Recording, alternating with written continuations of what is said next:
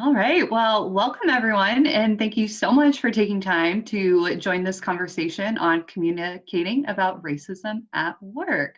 My name is Bree Frickenstein, and I am the current vice chair of the Lincoln Young Professionals Group and the secretary of the Young Nonprofit Professionals Network of Lincoln. These are two very important organizations in our city that provide a rallying point for young Lincolnites to build relationships and develop as leaders. And that's really why we're here today. Our city is looking to you, its current and future leaders, now more than ever. How will we prepare ourselves to make significant change and to then lead with integrity, justice, and equality at the core of our values and practices? YPG and YNPN LNK have co-hosted a couple of virtual events in 2020 to create a safe space for reflecting on topics related to diversity, equity, and inclusion. Today, we're specifically focusing on how to have conversations about race and racial equity.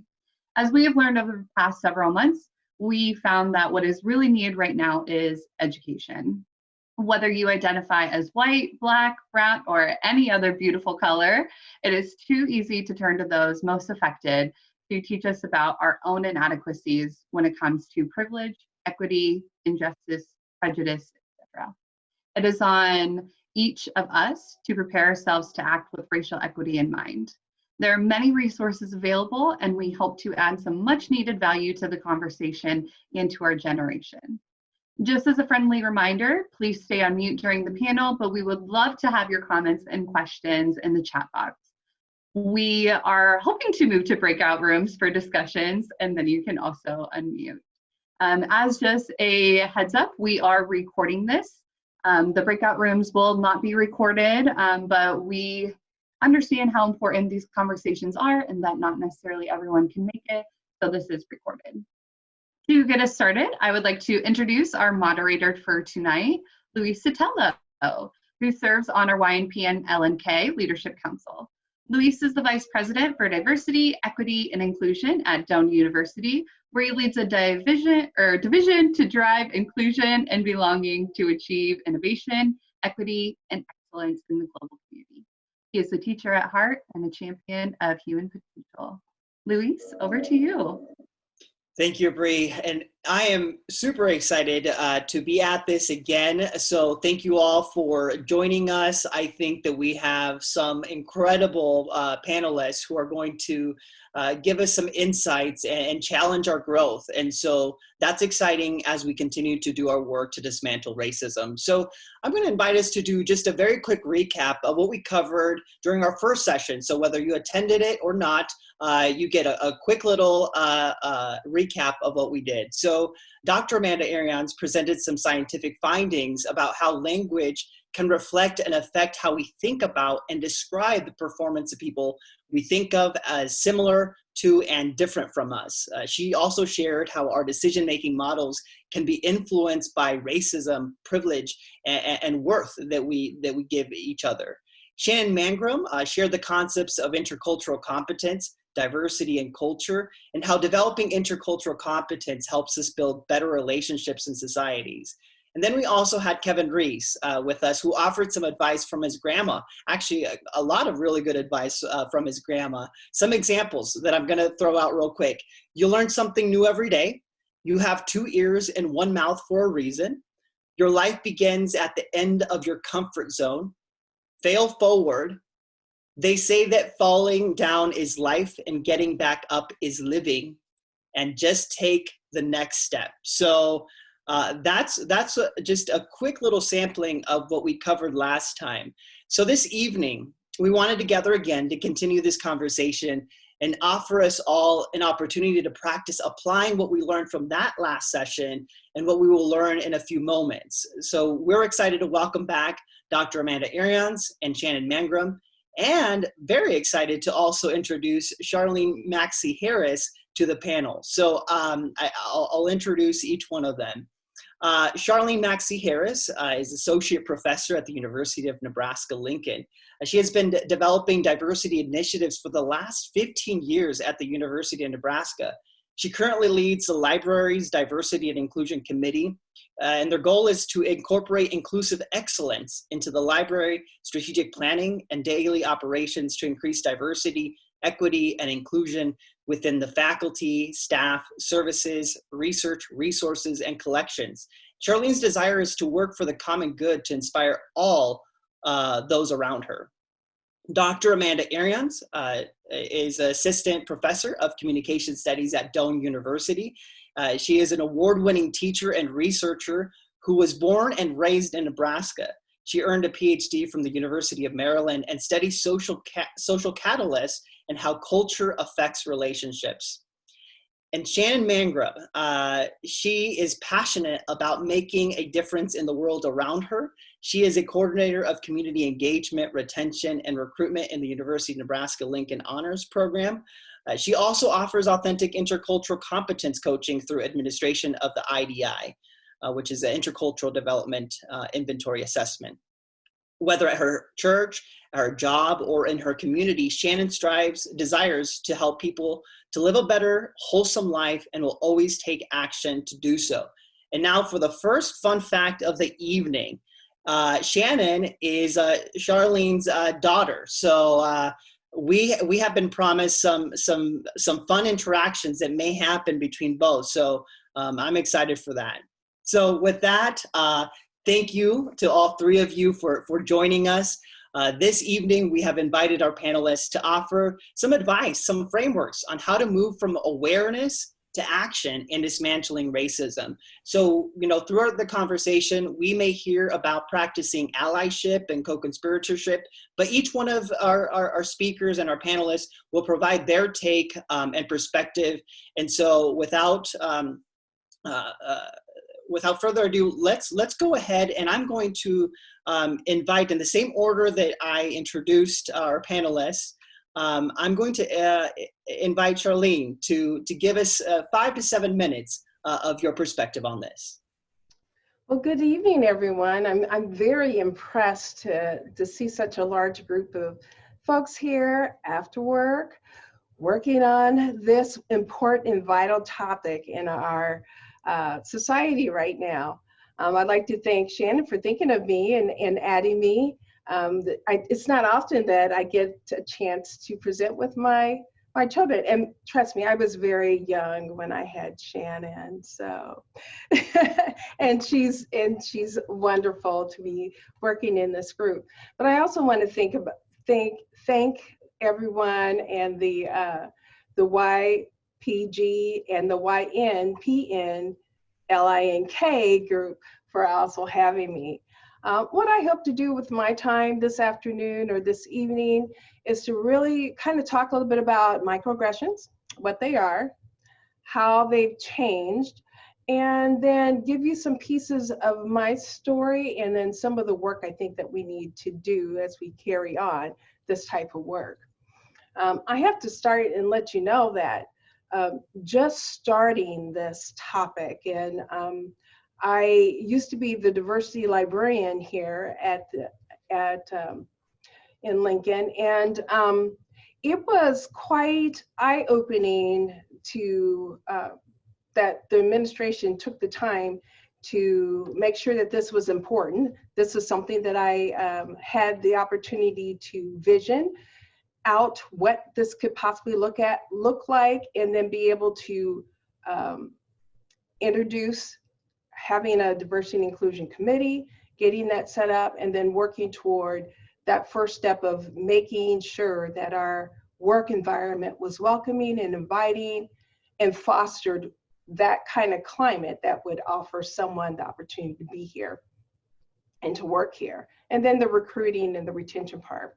So some of the definitions, I'm sure that you probably have done some looking around, and we'll talk about racial microaggressions, but it's defined best by Dr. Sue as brief and commonplace daily verbal, behavioral, or environmental indignities, whether intentional or not, that communicate hostile, derogatory, or negative racial slights and insults toward people.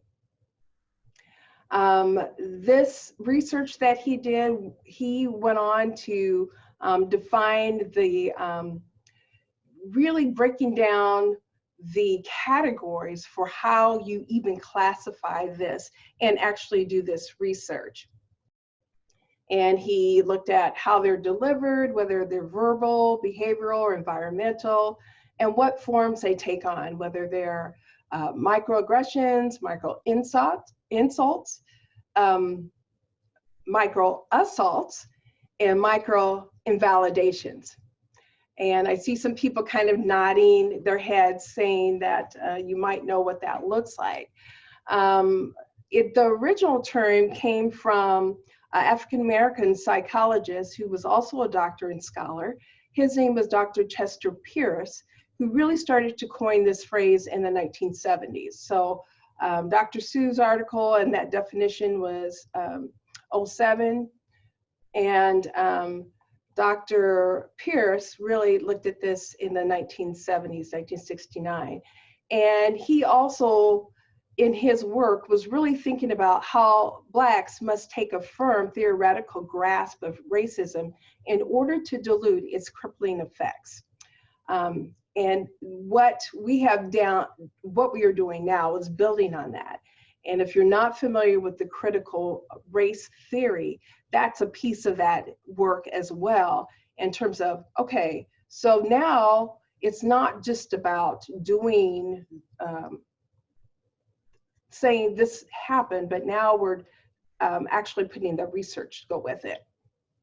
And I have to tell you, I was glad when I read the description, because it happens every single day. Every single day. And it could be not only about my race, it could be about my gender, it could be about my age now. It can be about just being from Nebraska and how I talk. It is something that starts to break you down. One of the things that I want you to key in on, it's every day. It accumulates. And with that brings on these layers of assaults, whether they're by the same person or different people, you know, whether people ignore you in the meeting, whether they talk over you, whether they don't hear you in the meeting and start repeating what you said. I'm seeing some people who are just kind of like, yeah, and they can be built up to the point where you can't take it anymore. And just starting to dig into that, I'm working on 2 major projects and I'm leading. And people, they don't trust my leadership. And I can tell that in a different way, because they will go and talk to the dean about what I'm doing and how I'm doing it. And if it's fast enough for them, in order for them to do it.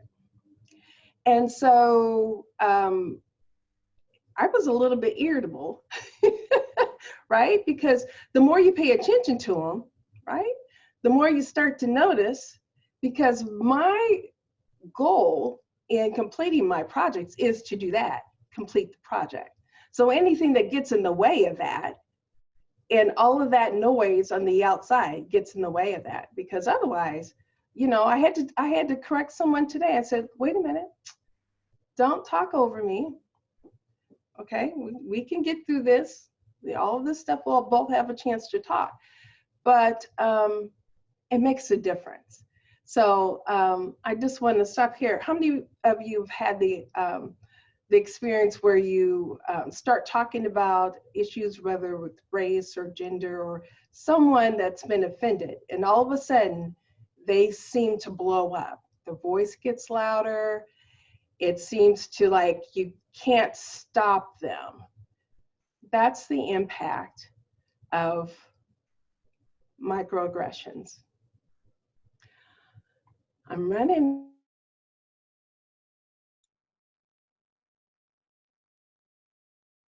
I'm not sure if Charlene froze on us. Maybe just my computer.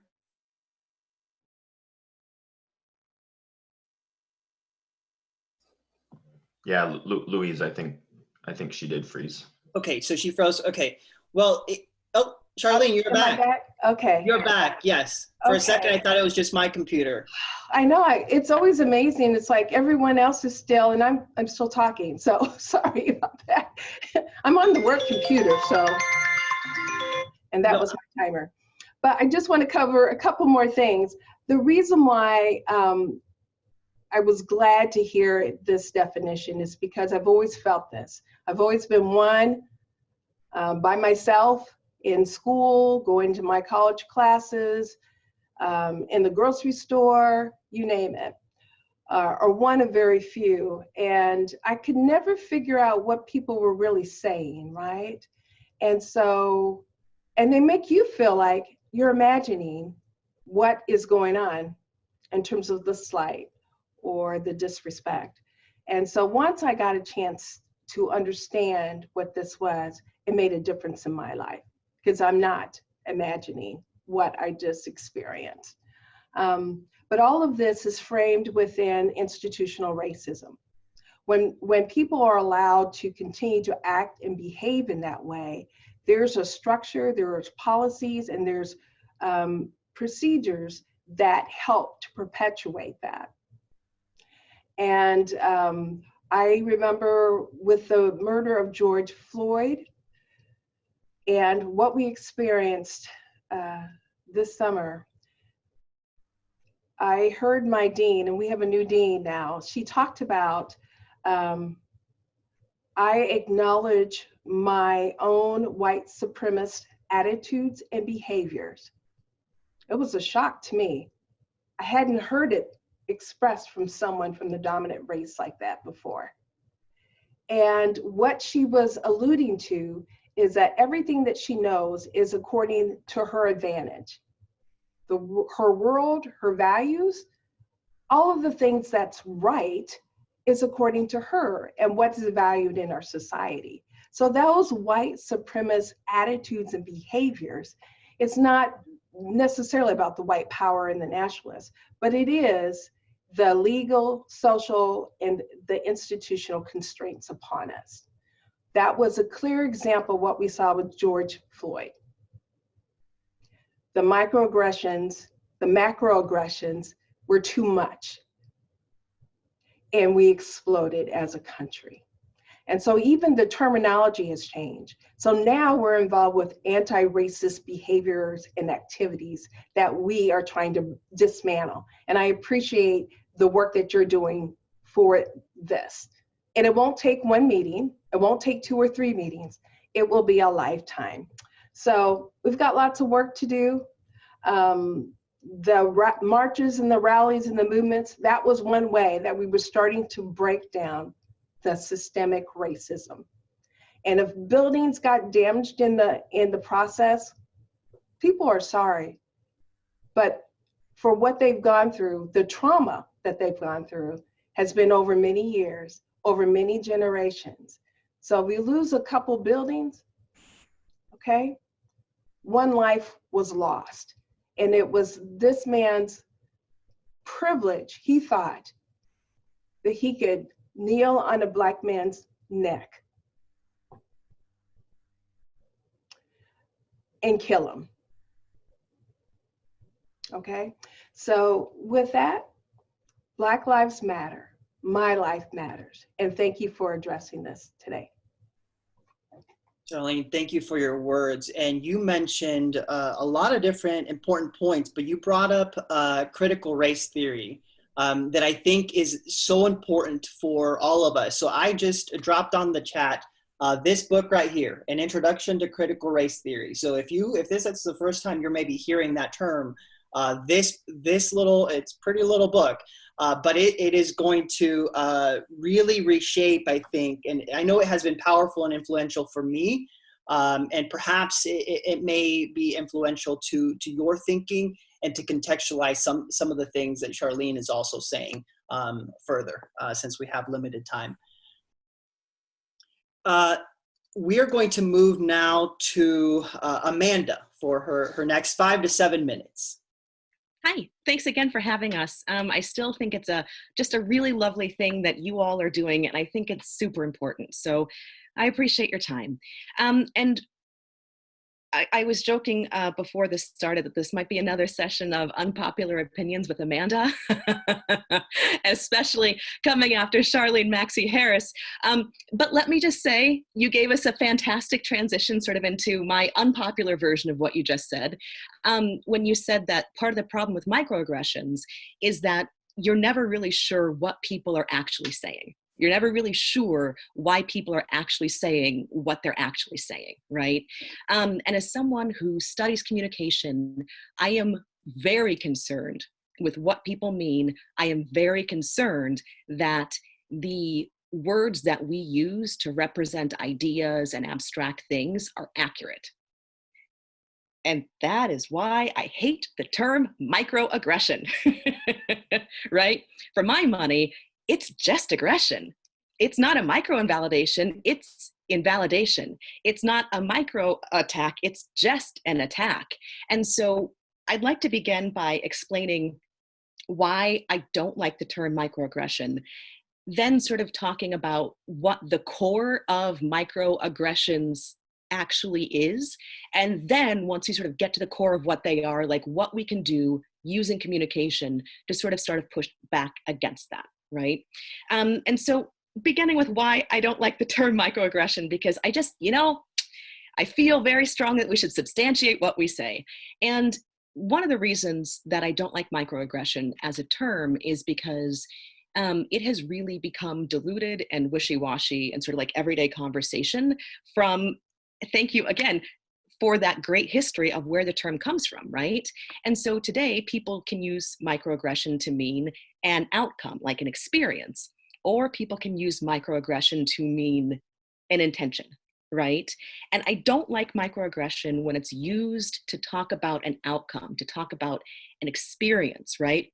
Because we have micro brawlers, we have what are the Hot Wheels, right? Like it makes it small, it makes it pocket sized. And when things become smaller, they become easy to dismiss and they become easy to not take action on because, it's a small thing. Like, do we really need to waste our time on this thing, right? Well, no, we don't. It's a small thing. It's in the name, right? So if we're using microaggression to talk about the outcome and the experience, I don't like it. Also, when people use microaggression to talk about someone's intent, right? This person intended to demean me. This person intended to harm me. That for me steps over a line into beginning to say, I know what is in that other person's head and heart and soul. And that is at best, wildly arrogant, right? At worst, it is wildly arrogant and wrong. Right. And we have, books filled with all kinds of, psychological tricks that our minds play on us. Right. And one of them is the fundamental attribution error. And I am not willing to assume a bad thing about somebody else because I don't have all the information. Right. And that sort of gets to the second point, of why I don't like microaggressions. Right. I don't like the term, but I'm not saying it doesn't exist because it does. It absolutely exists. Aggressions exist. Invalidations exist. Like these are things that happen, right?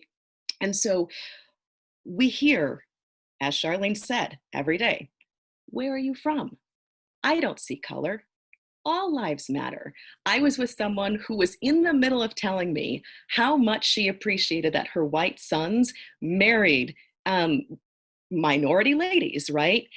As she was doing so, a Black man was walking toward us, 10 o'clock, Friday morning, broad daylight, public, switches her purse from the left side to the right side and zips it up as she is telling me how happy she, right? And I'm like, what is happening here, right? So these things exist. And as Charlene said, it accumulates and there are layers, right? And that is part of what happens with these aggressions is that the pressure does build up because with each one, it adds more weight. These are things that happen, right? And so when we talk about microaggressions, what we're actually talking about is a two-part thing, right? One is the observable experiences, right? The first part of the observable experience is what somebody said, what somebody did, what is happening in our environment. Absolutely observable. It's a thing that happened. It exists in the world. The second piece of that is our experience. What does that do to us, right? And that's where we get into the, I feel invalidated, I feel unseen, I feel hurt, I feel diminished, I feel angry, right? I feel something. Something happened, I feel something as a result.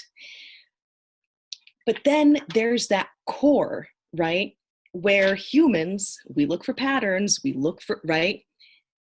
The second piece of microaggression is the sense-making part. And that's where the tricky piece comes into it, right? Because again, humans, we are pattern-making machines. We like making sense of things. And so when we encounter a microaggression, it's the what actually happened, right? Is what actually happened, did someone, I know that I'm hurt. Did someone intend to hurt me? It could be, I know that I'm hurt. Was someone just careless or negligent and hurt me? Which is still not great, by the way, right? Or it could be, I know that I'm hurt, but maybe they thought they were saying something else and there was something that got lost in translation, right? And so it's that sort of vague, I don't know what's happening, uncertainty that's part of what makes, and I'm just gonna keep using the phrase microaggressions because it's the word that exists, right? That's part of what makes it so difficult, because layered on top of the experience of being hurt is all of the uncertainty. And we know from communication, from psychology, that when people face uncertainty, they become really anxious because they don't know what to do. Think about responses to threats, right? You got your fight, you got your flight, you got your freeze. Occasionally you have your fawn and try to make it better. But if you don't have enough information to even know if what's happening is a threat or not a threat, right? You don't know which action to take. And if you do know something's a threat, you still don't know which route is the safe route to leave, right? You don't know if freezing is the best option. You don't know if fighting is the best option. You just don't have enough information to resolve the uncertainty and the anxiety that comes along with it. Right? And so that's the other layer of microaggressions that make them so difficult to sort of navigate and experience. So let's talk about how to navigate them, right? And this is sort of a classic uncertainty management approach, which is get more information, right? And this is not me saying play nice to people who have spit in your face. That's a different situation. There's no uncertainty there. I am just talking about situations where uncertainty exists. That's it, right? And when I say get more information, what I mean is we ask. That's it. All we need to do is ask, because what that does is that gives us more information so we know how to proceed. We know how to resolve that anxiety. That also gives the speaker an opportunity to clarify and or perhaps reconsider what he or she said, right? And I'm a lady who runs her mouth. I know that I have said things that came out that and like, as you know, have that experience as they're coming out of your mouth, you hear them and you're like, what, right? It is a kindness to give people an opportunity to sort of say, hey, I maybe didn't intend for that to come out in that way. Here's what I actually meant, right? I will also say, in asking, it gives people an opportunity to show you who they really are, right? And if people intended to be aggressive or to make you feel less than, they will repeat what they said and they will have no problem doing it. And then you know who you're dealing with and you can handle it appropriately, right? And I know that I'm way over time and I really apologize. So I'm just going to say, I can do this, I think, in like 35 seconds. Like there's a two-piece way to do this, right? One is you stick to the observable piece, right? You stick to what happened. You say, oh, hey, I've noticed that you only ask the brown people on the team where they're from. Right? Oh, I noticed you shifted your purse over as a black man was walking towards you, right? I'm sure it was nothing, but why? Did you notice that? And that's the second piece. Ask them why. Ask why. Just ask why. Simple question, right? And the benefits of asking people, one, we get more information so we know how to act to protect ourselves and or to protect other people, right? But two, when we reduce that anxiety, we really feel better. And because we have more information about how to proceed in an optimal way, we also open up a conversation and an exchange of ideas with other people. So if you happen to catch someone who's like, I had no idea that that's how this could sound, then you can say, yeah, I'm sure you didn't mean to. And I'm sure, no harm, no foul, but like in the future, so going forward, if you don't want people to confuse you with a racist, maybe say it differently, right? And then also, one of the things we know is that in these kinds of conversations where people are exchanging, self-disclosures is like the technical term, right? It's when people exchange information about themselves that isn't immediately available on the surface, something kind of magical happens, right? They go back and forth, and then they're like, oh, I can trust you to catch the ball. I can trust you to catch this piece of me. Oh, you can trust me to catch this piece of you too, right? And then it is in this way that trust develops between people, that liking develops between people, that people begin to enjoy each other more in relationships because they trust each other and because they like each other, right? And then finally, it's just straight out of Socrates' playbook. I mean, if you go back through and read some of what Plato wrote in the dialogues he writes for Socrates, it's Socrates asking questions and letting people argue against themselves. It's like rope-a-dope arguing, right? And it's low effort, and you don't look, as some of us have to be concerned about, like an angry Black woman who's pulling the race card every 5 seconds, which is a reality that some of us have to face, that allies who have a different phenotypic presentation don't. So apologies for going over, but thank you very much.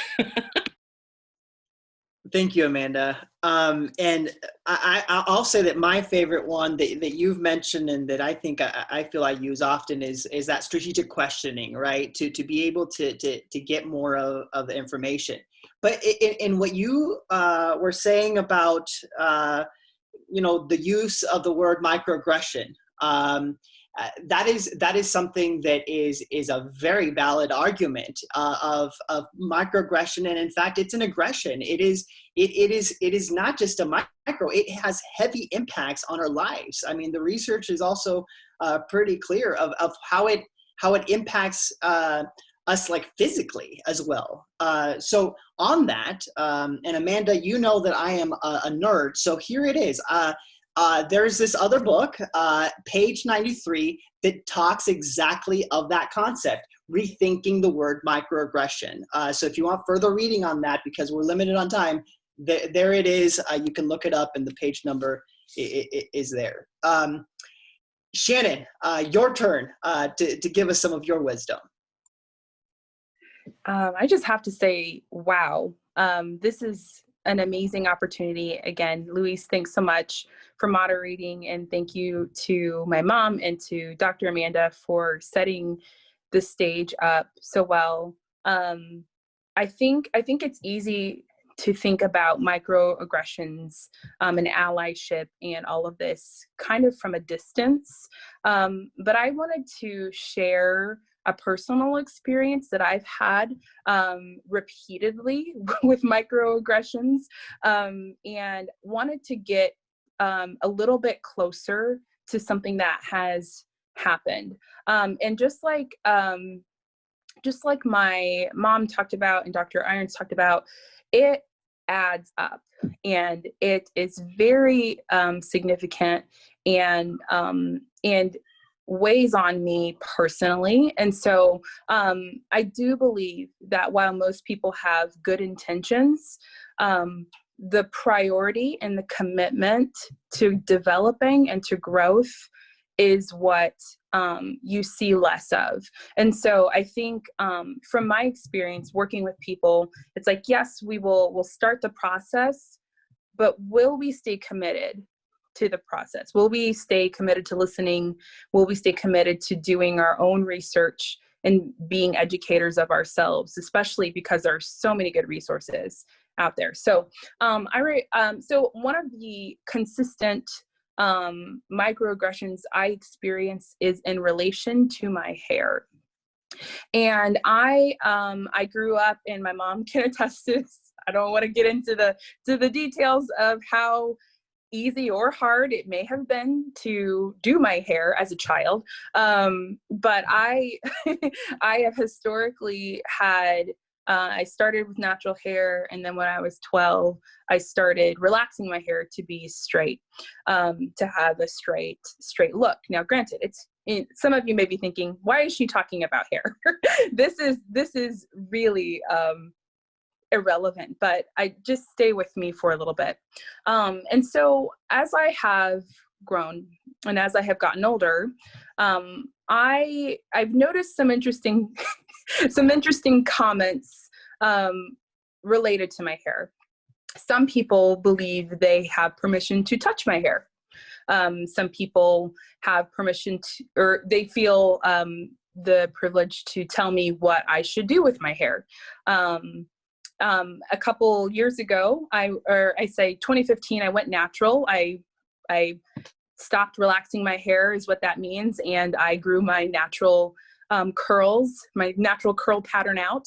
And I developed an afro, which I would have, but it's a kind of a long story. But so I started wearing my natural hair, and immediately, and I'll say immediately, I received more glances, more looks than I would have if I had a straighter style.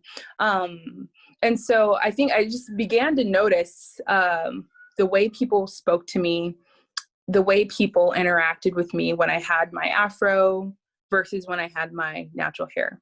I started noticing when people commented, I would straighten my hair periodically so all the tangles got out.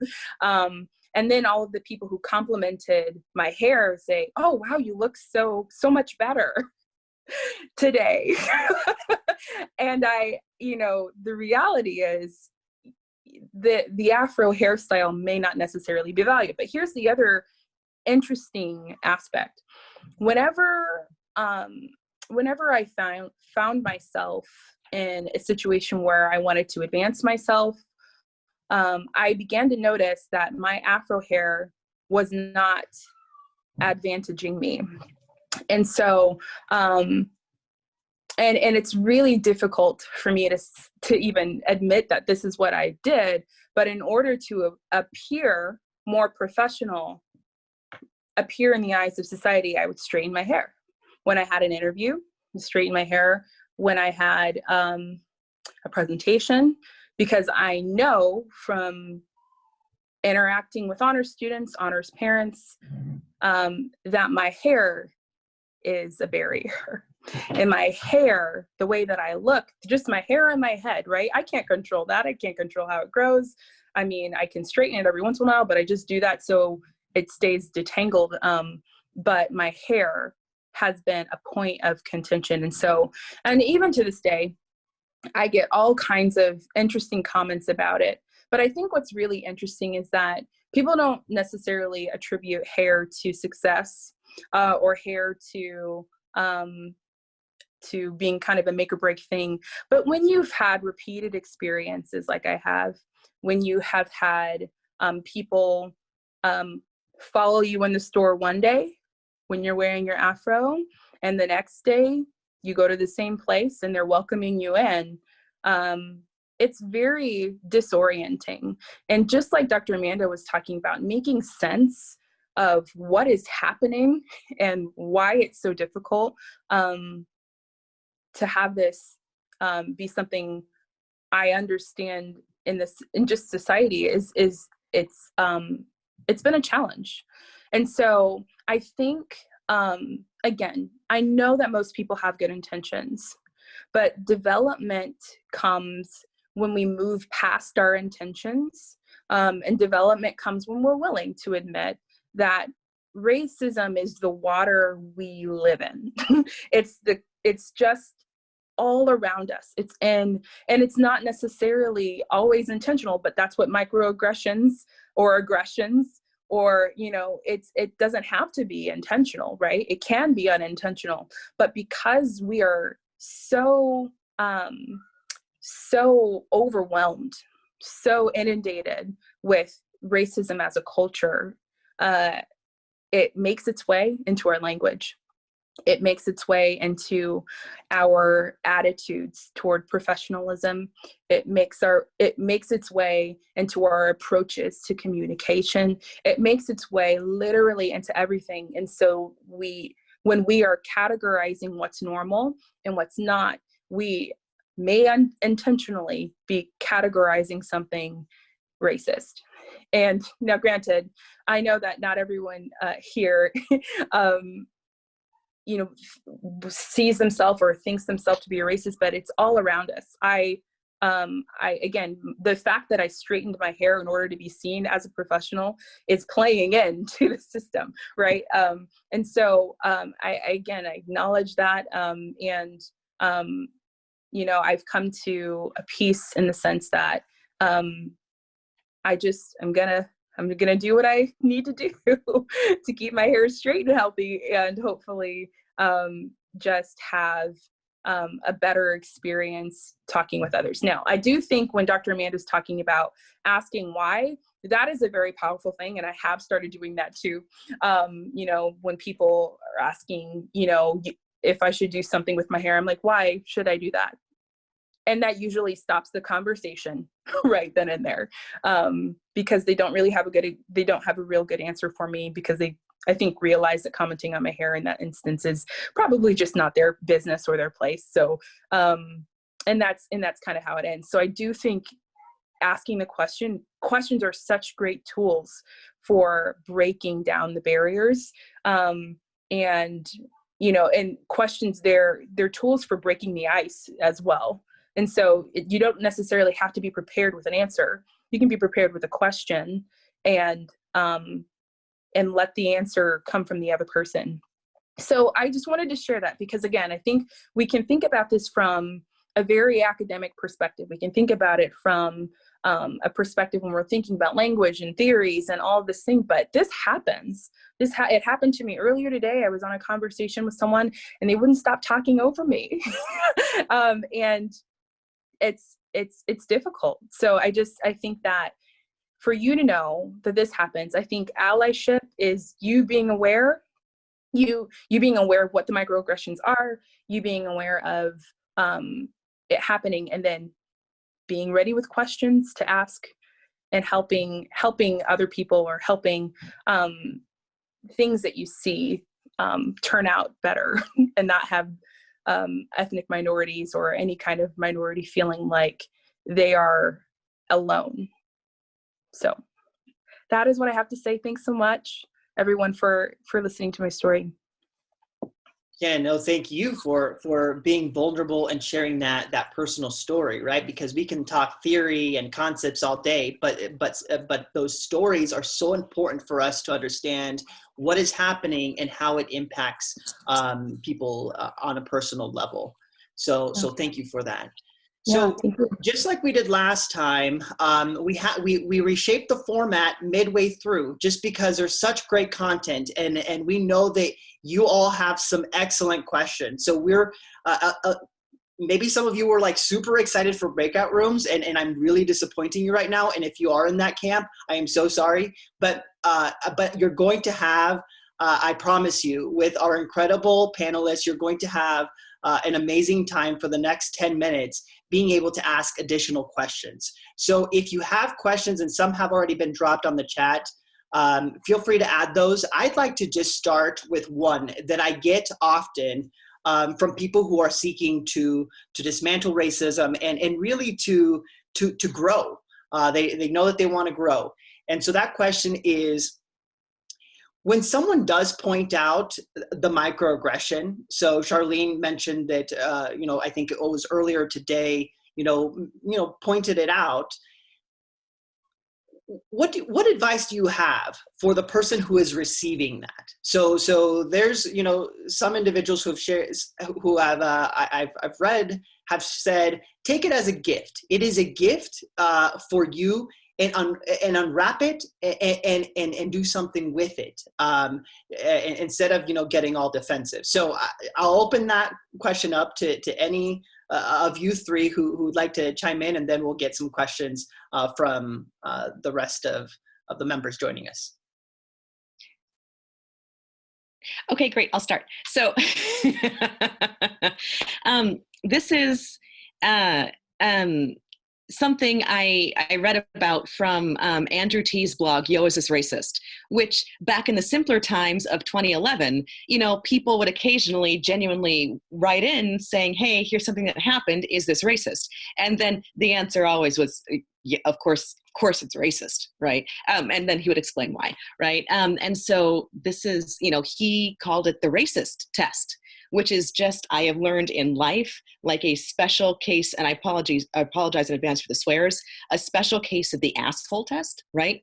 Which is, if you point out something to somebody and you're like, hey, this is something that happened, you did it, you saw it, I saw it, we both saw it, and it really hurt me, right? Or this is something you did, and someone who doesn't know you might be walking by and might have seen that and think, oh, what kind of racist would say that, right?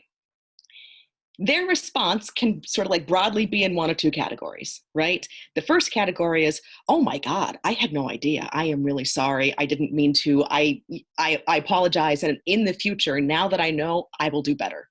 Okay, great, right? Like that's the kind of growth and change that Shannon was talking about. That's super important, right?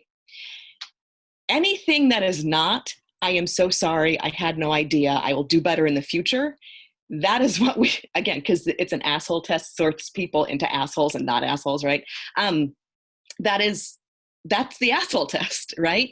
If it's, I don't know why you're accusing me of being a racist, maybe you're an asshole and not just a racist, maybe and so these are the sorts of things where you begin to see where are people's commitments? Where are people in that, right? And that helps you understand also sort of who you can look to in the future, because that person has already demonstrated being able to listen to you, being able to understand what they contributed to the situation, and sort of being willing to demonstrate change in the future.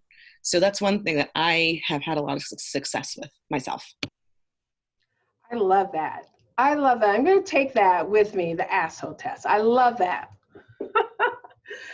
Mom, you said a bad word. Hey, you know what? When they're acting that way, you got to call it out. We took a approach in terms of doing ouch, that stereotype hurts. I don't know if you're familiar with that. That was another thing. I know it's kind of old and passé, but we used the code word ouch. And then we went on to say, what did you mean by that?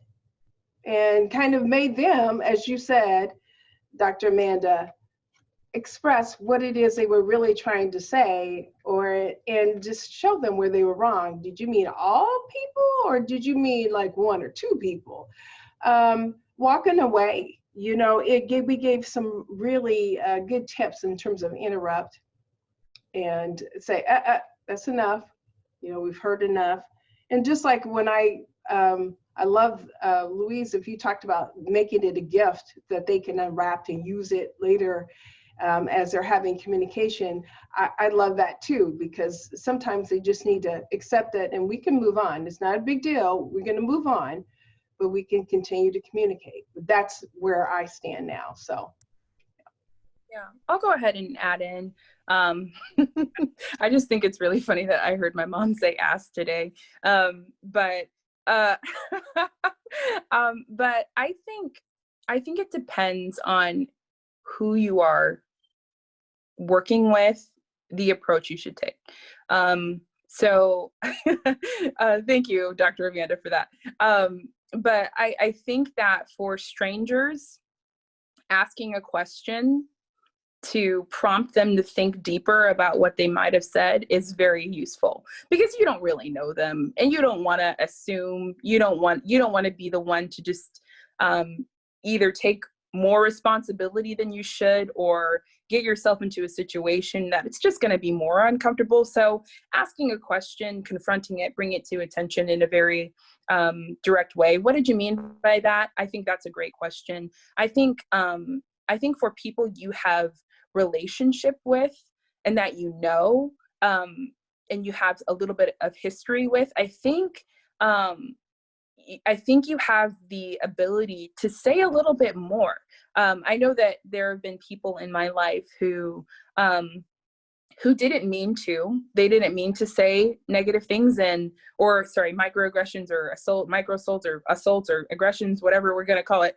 But I think when I was able to trust that we did have a good enough relationship where I could bring it up and say this was not okay with me.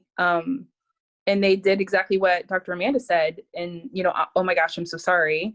Because I not only was able to share with them what happened, but how it made me feel.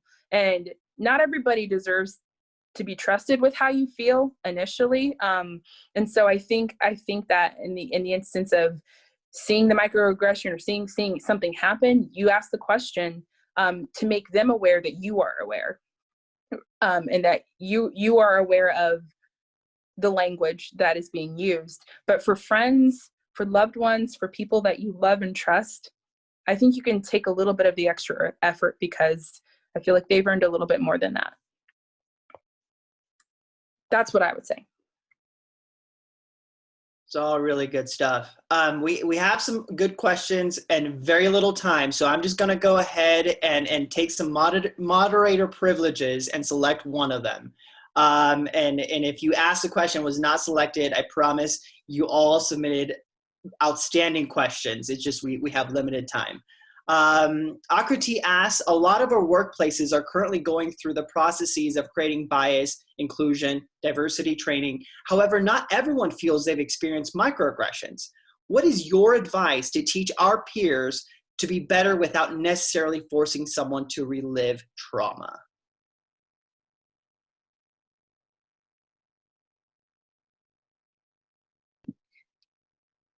I don't want to go first and again, because I don't want to run my, okay. Great, I will.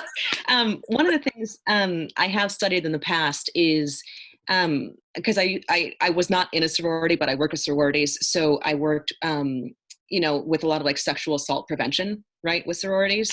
And in doing that research, one of the things that I found that was super interesting was that there is at least there was when the study was conducted, about a third of the women who responded and said, just by description, this, someone forced me to have sex. I did not give consent. I did not want to, right?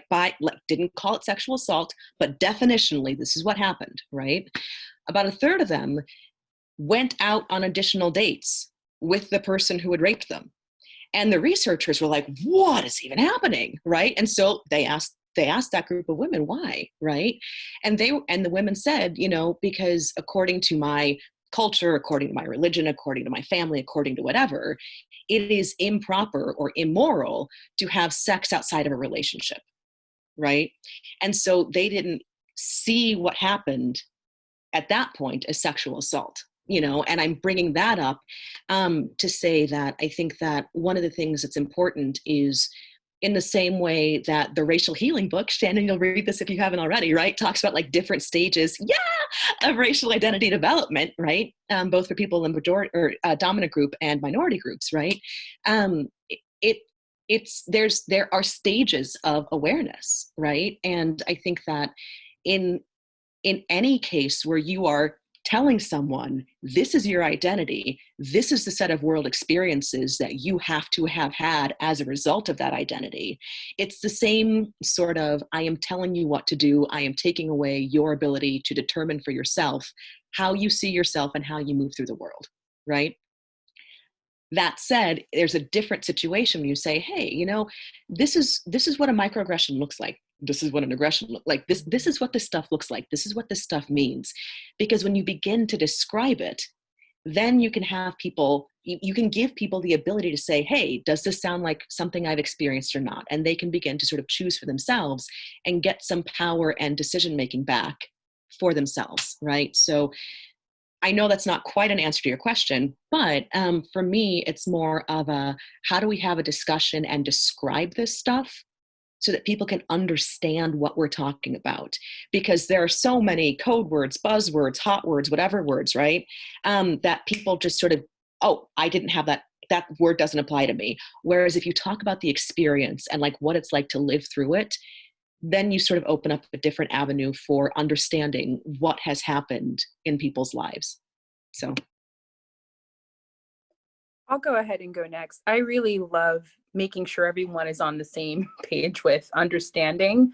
But this is something that I have to admit that if anyone knows who Dr. Helen Fagan is, she is one of my mentors in the area of intercultural competence, and is someone who's really influential in my life. And she actually teaches a class called Leadership and Diversity that I took in my undergrad and then became a TA for.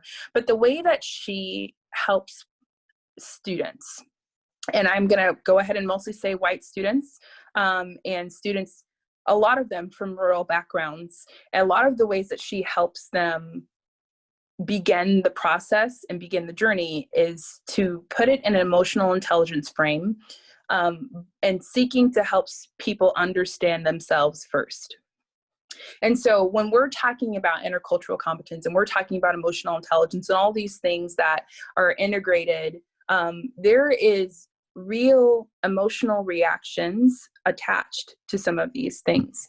And so one of the ways, and so when you're talking about training, I have a couple of groups of people in my mind. I have the people who think they already know everything, the people who know that the training isn't going to necessarily help, and then the people who are really ready to go and ready to learn, right? There's so many like different groups of people that go into training. So when you go into training, starting with self-awareness, starting with the first part of the emotional intelligence framework, and something that's going to help an intercultural competence framework, I think self-awareness is a really good place to start. Now, how practical that is, I'm not entirely sure. And especially when it comes to microaggressions, I think that it's a challenge to integrate the two. But I do think when people understand more about themselves, where they come from, the history behind things, the microaggressions are going to seem less like an education,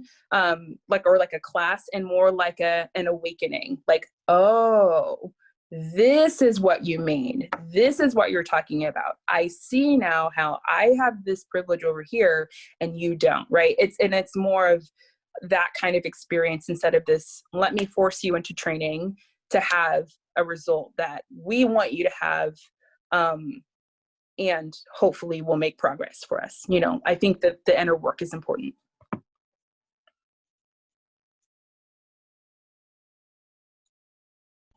Awakening is, oh, sorry. Okay. Awakening is such a good word. Yeah, the awakening, know yourself. Sometimes it's nice to use something that, like a video or a movie, to kind of point out and have them help you point those things out based on the definitions. As you saw, a website that people are still contributing to, and Tumblr that shows things that you may not think about in terms of starting conversation. So got some great tools there.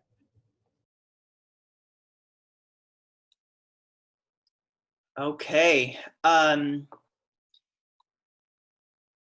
was looking to make sure that there wasn't something else. Some of the questions that we haven't gotten to, I think this resource that I'm going to add here will give a little bit further of the landscape of microaggressions. It's going to give you examples and in different categories so that you may start identifying some of these and aren't always relying on people of color to make you aware of some of the at least the racial and ethnic microaggressions that may exist. So that one takes you through the main categories, And then you're going to start, normally when people start reading this and they haven't done as much within microaggressions, they start seeing like, oh, wow, I did not realize I was doing this.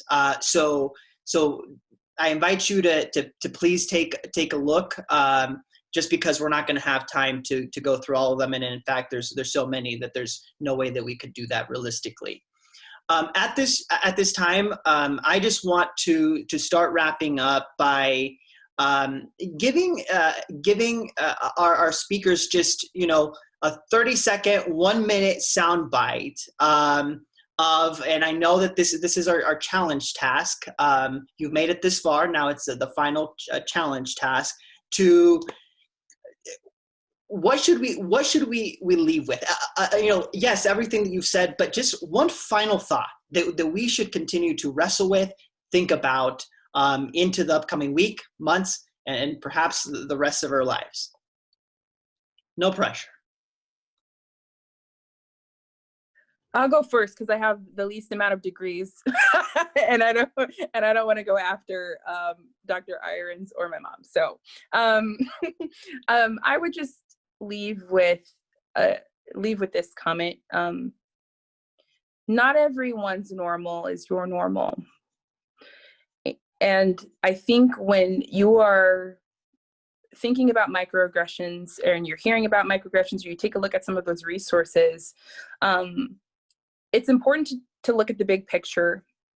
It's important to consider the context in which we find ourselves when it comes to institutionalized racism or systemic discrimination or whatever we're talking about. It's important to include all the information, and just remember that your normal isn't necessarily everyone's normal. And so the best thing that you can do is to educate yourself to the best of your ability, and then listen. And last but not least, I think I said this last time, but it's just so important, because this topic will always be on the back burner unless you bring it to the front. And so there are so many other things that can be more important than this in your work life and in your personal life. But until you bring it to the forefront, until you do the research, until you put in the effort to actually grow and develop, you are not giving yourself the best chance to grow in these areas. Okay, that's it. So one of the things that I like being, and this is just the second time, but it's 2 for 2 so far. One of the things that I like about being on panels with Shannon is she's just so like gentle and understanding, and like wants everyone to just sort of like that's not me. And that's why I appreciate her so much, right? Because it's just not something I'm familiar with. That said, one of the things that I keep sort of hearing a lot about in these sorts of conversations is like, when do I say something? Like, I'm primed, I have knowledge, like, when do I get in there? And I say, well, whenever you need to. That's the answer. Well, but like, what if it's my boss? Well, if it needs to be said, it needs to be said. Say it. But what if it's my best friend? Well, if it needs to be said, it needs to be said. Say it, right? And one of the things that I would like to leave us all with is just to remind us that really the only important question is, does this need to be addressed? That's it. If it does, it does. If it doesn't, it doesn't, right?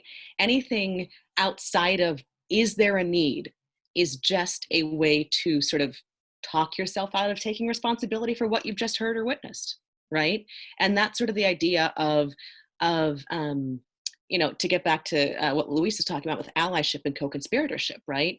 Bettina Love, Louise, if you can drop that video link in the chat, that would be excellent, does a really great job distinguishing between allies and co-conspirators, right? Allies are people who go to all the groups, read all the books, have all the jargon, know the stuff. Co-conspirators take the action. That's the difference, right? And so one of the things that I hear a lot of allies say is, oh, like, I just didn't know if it was appropriate, or if I just didn't know if I should, or I just didn't know if or I thought somebody else was going to. Those are all just different ways of saying, I don't care enough about this issue to do anything. And so it really is an issue of, does it need to be done? If it needs to be done, then I care about it and I'll do it. If I don't care, then any variation of I don't care still means I don't care. And I think that a lot of people do a great job of talking themselves into, I'm a great person, but I couldn't take action because of this, that, or the other reason. Those two things Say are not that. compatible, you know? These are different things. So just, if it needs to be done, do it. This has been great. It's been a learning experience, and listening to communications professor to be able to bring such great information. I've learned a lot. My daughter as well, and her expertise. And Louise, you've got lots of books. I think you've got more books than I do. So, and I've got a couple good ones too. I guess my final words is think about the time that you're investing in this. And it kind of piggybacks on what Dr. Irions said. Really think about it's worth the investment. For me as a person of color, I make the choice of when I'm going to give that attention, because sometimes it's not worth the trouble. You heard Shannon kind of talk about the stranger versus someone that you know that you're going to have a long-lasting relationship. I think all of us should strive to have those long relationships with people who are other than us. And just because there's not a fit, that doesn't make it a wrong decision. It actually brings about diversity, diverse opinions of thoughts, approaches, and these wonderful teams that we're building in our workplace. And continue to do the work and ask the questions. You've got lots of tools here. You just need to act. And you need to listen and accept people's experiences and what they're saying to you, so they don't have to prove it over and over and over again. So thank you for this time, and it's been fun. Thank you, Charlene. Amanda, Shannon, we see you and we see the work that you are doing, and we appreciate you agreeing to doing a second one. Shannon, Amanda, this is your second one. Charlene, we'll have to add another one here, and we'll invite you back, and we'll keep it going. But thank you so much for sharing your knowledge and sharing your experiences, so that we can all continue to make progress in our lifelong journey to dismantle racism. And so thank you so much. I think on anyone here present, like, feel free to share your appreciation, whether it's like air clapping, the different emojis that Zoom has. Like, let's bring those in for our wonderful panelists this evening. And I will just say one final thought, and then I will hand it over to Bree. Is I just want to thank you all for being here. You could have been doing, a Zoom happy hour, or maybe you're doing a Zoom happy hour now and I just didn't see you. But you could have been doing one that was specifically a happy hour. You could have been doing something else, but you chose to be here to consider difficult content and viewpoints, but that ultimately are the things that are going to make us a better version of ourselves. We all have an opportunity to act, as Charlene said, and this is part of it. And so, are you going to be perfect? Are we going to be perfect as we go through this journey? I'm going to go ahead and say, I'm not going to leave you a cliffhanger. No, you are not going to be perfect. This is a work in progress. And so if you are waiting for that moment to be perfect, to have read the 5,000 books, which, by the way, Charlene, thank you so much for the very nice compliment coming from a librarian. I will also share that I was a librarian's aide when I was in middle school. And I would have done it in high school if that was a thing when I was at my high school. So I think I would have become a librarian, and I guess never too late. So thank you for the shout out there. But know that that we're not going to be perfect. And so you have to jump in. You're going to fail. But as Kevin Reese told us last time from his grandma's advice, you just continue living and making it better, because this work matters because it impacts people. And so you can either choose to negatively or positively impact lives. And I think that you all are individuals who want to make that positive impact. So thank you for making the time and investing in yourselves and acting so that we can have a more inclusive, equitable future for all of us. Bree? Wow, thank you, Luis, and thank you to all of our panelists. I think that Kyle said this in the chat earlier, but I always leave these wanting more and more. And I also just want to listen to all three of you on repeat every day, because you just give such great advice that I can use right now, right this moment. And it's small, but it's manageable, and it's something that I can do and need to do and will do.